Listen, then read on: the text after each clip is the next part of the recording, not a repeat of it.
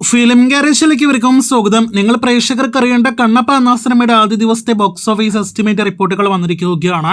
സിനിമയുടെ Kerala tracking gross, ഒപ്പം തന്നെ Kerala estimate collection, world wide Indian estimate collection എല്ലാം തന്നെ ഇപ്പോഴത്തെ വന്നിരിക്കുന്നു. അതുപ്രകാരം വിഷ്ണു മഞ്ജു എന്ന നായക നടന്റെ കരിയറിലെ ഏറ്റവും ഉയർന്ന റെക്കോർഡ് കളക്ഷൻ വരുന്ന സിനിമ കൂടിയായിട്ട് കണ്ണപ്പ ആദ്യ ദിവസം തന്നെ മാറിയിരിക്കുകയാണ്. ഇതിനു മുന്നേ വിഷ്ണു മഞ്ജു നായകനായി എത്തിയ സകല സിനിമകളുടെ ഫൈനൽ കളക്ഷൻ ആണ് കണ്ണപ്പ ആദ്യ ദിവസം കൊണ്ട് തന്നെ മറികടക്കുന്നത്. വിഷ്ണു മഞ്ജു നായകനായി എത്തിയ ഈ തെലുഗു പാൻ ഇന്ത്യൻ സിനിമയിൽ പ്രഭാസ്, ലാലേട്ടൻ, ഒപ്പം തന്നെ അക്ഷയ് കുമാർ, കാജൽ അഗർവാൾ തുടങ്ങിയ വലിയൊരു താരനിര തന്നെയായിരുന്നല്ലോ ഭാഗമായത്.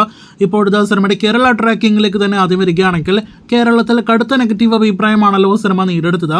എന്നിട്ടും സിനിമയ്ക്ക് 16 ലക്ഷത്തിന് മുകളിൽ ആദ്യ ദിവസം കേരള ട്രാക്കിംഗ് ഗ്രോസ് വന്നിട്ടുണ്ട്.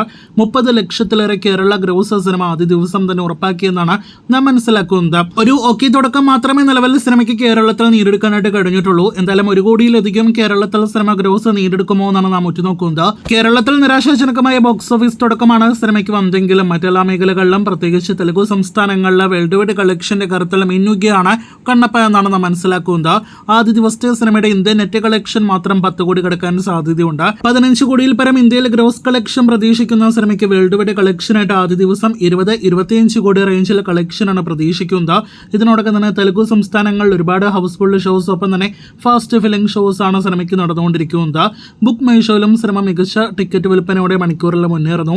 അപ്പോൾ കണ്ണപ്പ എന്ന സിനിമയുടെ ആദ്യ ദിവസത്തെ കളക്ഷനെ കുറിച്ചുള്ള റിപ്പോർട്ടുകൾ പ്രേക്ഷകർ അറിഞ്ഞിരിക്കുന്നു. കാത്തിരിക്കൂ, ഇനി നാളെ വരാനിരിക്കുന്ന സിനിമയുടെ കൃത്യമായ കളക്ഷനായിട്ട്.